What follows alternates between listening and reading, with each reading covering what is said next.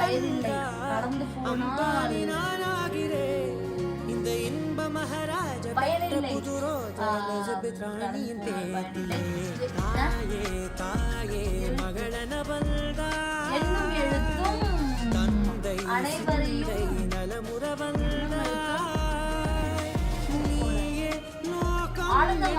ஆனந்தமாய் கற்றிட அனைவரையும் ஒன்றாய் கூட்டிட அனைவருக்கும் கல்வி வழங்கிட என்னுரைப்போம்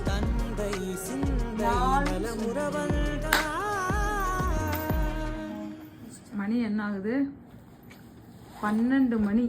12 மணிக்கு படிக்கிறீங்களா அம்மா? ஏன் திக்ஷு? வழி இல்லைம்மா.